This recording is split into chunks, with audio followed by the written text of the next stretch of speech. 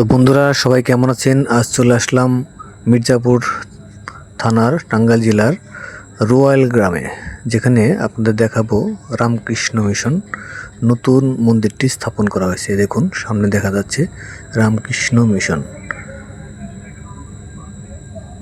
আপনাদের দেখাচ্ছি যতটুকু পারছি। রামকৃষ্ণ সেবাশ্রম এটি নতুন নির্মাণ করা হয়েছে, একদমই নতুন, বছর 2 বা 3 হবে। এই হচ্ছে মন্দিরের মেইন ফটক, এখান দিয়ে ঢোকা যায়। পাশে একটি সুন্দর রাস্তা, এই রাস্তা দিয়ে আপনারা আসতে পারেন। বাম পাশে একটি সুন্দর রাস্তা যেটা মেন রাস্তার সাথে মিলে গেছে, এখান দিয়ে এসে আপনারা, এই হচ্ছে মেন ফটক, এখান দিয়ে ঢুকবেন। এই হচ্ছে মেন গেট যেটাকে বলি বা মেন ফটক বলা হয়, সেটা দিয়ে আপনারা ঢুকবেন। বাম পাশে একটা পকেট গেট দেওয়া আছে, সেটা দিয়ে আপনারা আস্তে আস্তে ভিতরে প্রবেশ করবেন। দেখুন ভিতরে ঢুকলেই আপনার মনটা জুড়িয়ে যাবে। আসলে চারিপাশে সুন্দর সুন্দর গাছ, মনোরম পরিবেশ, মনোমুগ্ধকর একটা বিষয় আছে। আসলে ধর্মীয় কোনো স্থানে গেলে মনটা এমনি শান্তিতে ভরে যায়। যদিও দেখুন এখানে সব নিয়মাবলী দেওয়া আছে। এই হচ্ছে মেন ফটক, পাশে সুন্দর সুন্দর ফুল গাছ আপনারা দেখতে পাচ্ছেন। এই হচ্ছে মেন মন্দির, যেটা প্রধান মন্দির। এখানে দেখুন সুন্দর রামকৃষ্ণ সেবাশ্রম, ধর্মীয় শিক্ষা ব্যবস্থা, বয়স্ক কেন্দ্র সবই এখানে আছে। ধর্মীয় শিক্ষা ব্যবস্থা সংস্থার নিয়ম অনুযায়ী এখানে দেওয়া হয়, বা এখানে যোগাযোগ করে আপনারা যদি ইচ্ছা থাকে তাহলে করতে পারেন। দেখুন মন্দিরের ফটকটা দেখুন, এখন মেন মন্দিরটা দেখুন, সুন্দর ডানা ওড়ানো একটি বক এপাশে, বাম পাশে এবং ডান পাশে। তার উপরে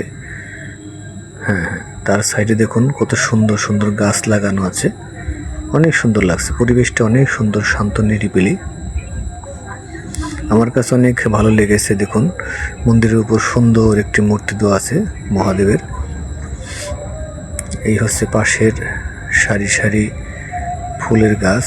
এটা হচ্ছে আবাসন, এখানে যারা সেবায়েত আছেন তারা এখানে বিশ্রামাগার তাদের।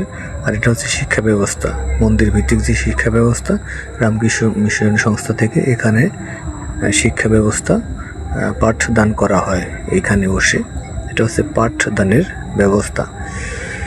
তো এই হচ্ছে মন্দির। মন্দিরের মেইন গেটটা বন্ধ, যদিও আমরা সাইড গেট মানে পাশের গেট দিয়ে ঢুকবো। দুপাশে সুন্দর সুন্দর ফুল গাছ লাগানো হয়েছে টবের ভিতর। দেখুন এপাশেও ফুল গাছ টবের ভিতর সুন্দর করে সাজানো আছে। মন্দিরটি অনেক সুন্দর, মনোরম পরিবেশ। আপনারা দেখলে মানে মনটা জুড়িয়ে যাবে, এক কথায় যেটাকে বলা হয়। আমার কাছে বেশ ভালো লেগেছে, আপনাদের কাছেও ভালো লাগবে। আসলে ধর্মীয় স্থান যেগুলো, সেগুলো এমনিতে গেলেই আপনার মনটা তৃপ্তিতে ভরে যাবে। তারপরেও এটা একটা অন্যরকম পরিবেশ, যেহেতু একটা নতুন স্থাপন করা হয়েছে। যাই হোক আপনারা যদি এখানে আসতে চান অবশ্যই আসবেন, দেখবেন, ঘুরবেন, এবং সুন্দর সুন্দর জায়গা এখানে আছে। আমরা ভিতরে ঢুকতেছি, ভিতরে দুর্গা প্রতিমা স্থাপন করা হয়েছে সেখানে। তো খুব সুন্দর একটি দুর্গা প্রতিমা এখানে করা হয়েছে রামকৃষ্ণ মিশন মন্দিরের ভিতর। এটা হচ্ছে একদম মন্দিরের ভিতর, অনেক লোকের সমাগম। দেখুন প্রতিটি মন্দিরই খুব সুন্দরভাবে করা হয়েছে। এবং দেখেন মন্দিরের সুন্দর জায়গাটা অনেক সুন্দর, পাশে সুন্দর লাইটিংয়ের ব্যবস্থা, এবং দেখুন মনোমুগ্ধকর ডিজাইন করা।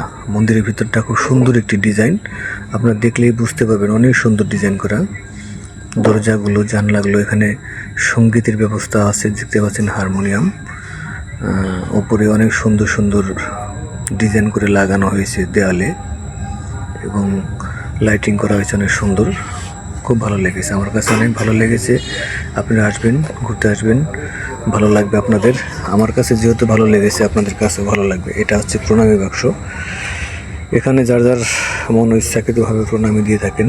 পাশে দেখুন রামকৃষ্ণ পরমহংসদেবের একটি ছবি টাঙানো আছে। রামকৃষ্ণ পরমহংসদেব, যাকে আমরা রামপ্রসাদ বলে ডাকি, ইনি হচ্ছে মহারাজ, যেখানে দেখভাল শোনা করেন। আর এই পাশে হচ্ছেন এটা একটা প্রণামী বাক্স দেখতে পাচ্ছেন, আর প্রণামী বাক্স এখানে হচ্ছে মাতা শারদা দেবী, যিনি রামপ্রসাদের স্ত্রী সহধর্মিণী। ধন্যবাদ। তো বন্ধুরা, ভিডিওটি দেখলেন রামকৃষ্ণ মিশন এতক্ষণ, তো আপনাদের কেমন লাগলো অবশ্যই জানাবেন। আর এখানে এসে আপনারা ঘুরে দিতে পারবেন। এটি হচ্ছে রয়্যাল, আপনাদের আগে দেখিয়েছি সব কিছু। দেখেন আমার পিছনে একটি দুর্গা ঠাকুর, যা এতক্ষণ আপনারা দেখেছেন। আমার পিছনে মহারাজ যে এটির দায়িত্বে আছেন। ধন্যবাদ সবাইকে।